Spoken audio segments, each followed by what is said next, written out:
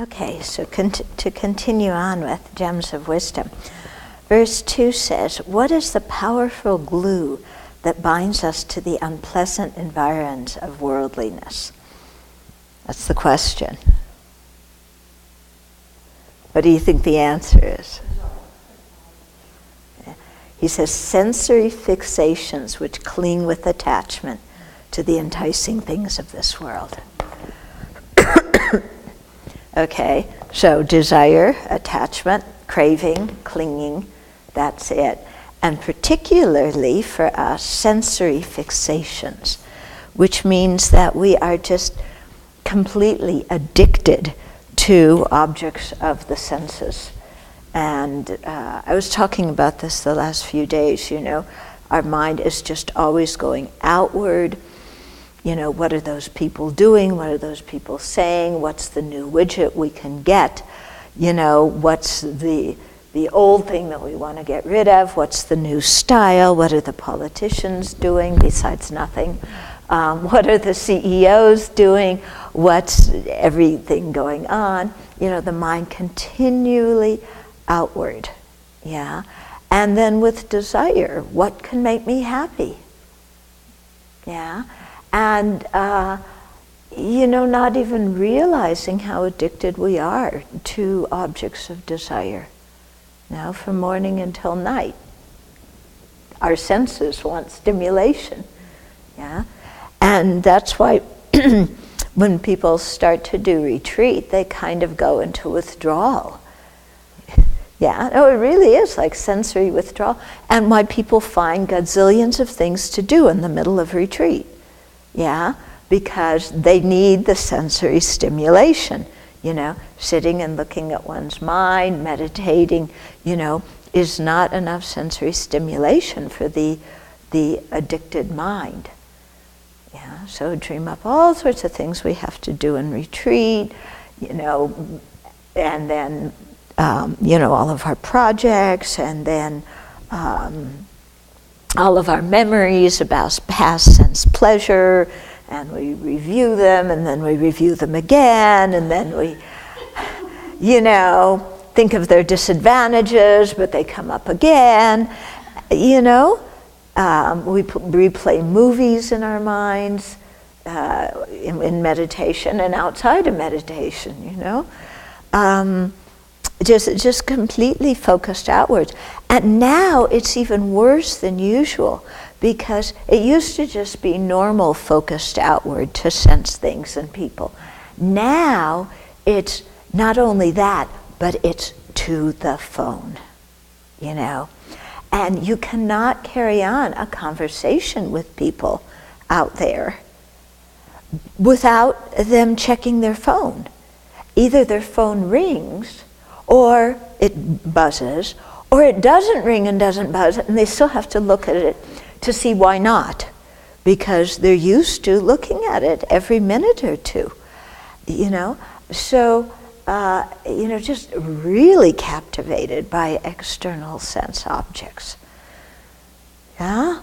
And so, with that kind of mind, and then the desire that it provokes, and then the frustration when we can't get what we want, and the anger when we can't get what we want, then, life just goes on in that way, creating a ton of negative karma and being continually distracted. Yeah?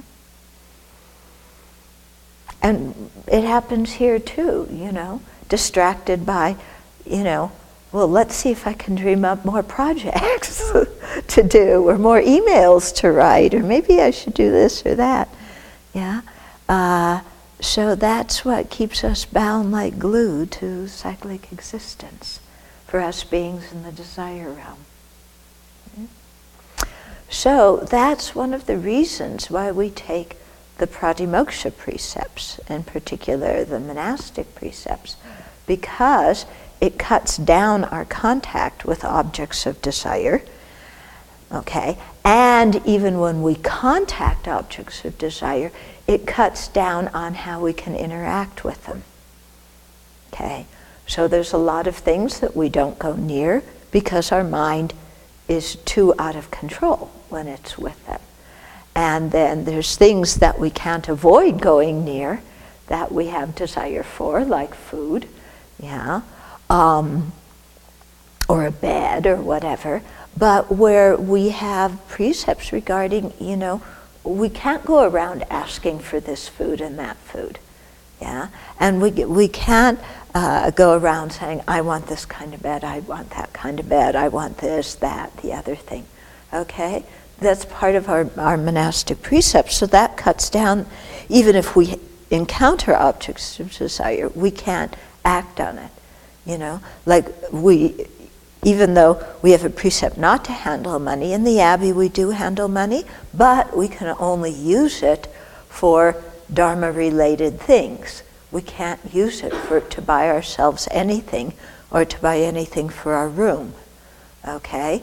And so that automatically cuts down if you happen to be in town running an errand for the Abbey and you see some beautiful thing that, gee, that would be really nice and they won't know I got it. No. No, we have a precept that we don't spend money on those things, okay? So it really helps us to to not at least act out the attachment. We may go home and sit and think, gee, I wonder how I can get somebody to give me that. But at least we ourselves can't go out and get it. And if we're really conscientious about our precepts, we'll realize that we do have a precept about wrong livelihood and flattering people and giving them a small gift to get a bigger gift and hinting, and all those things are, counter to keeping correct livelihood. Okay? So our pratimoksha really, really helps us restrain, and learn to relate to the desire differently, and to realize that in the moment, if you can't get what you want, it feels like you're burning, and then after a half an hour, it's gone. Yeah, sometimes even 10 minutes. It's just you can't get it, you put it down. And then you realize, right after you've put it down, you realize it was no big deal anyway. Why were you burning before to get it? Because it's really not so important. You can live without it.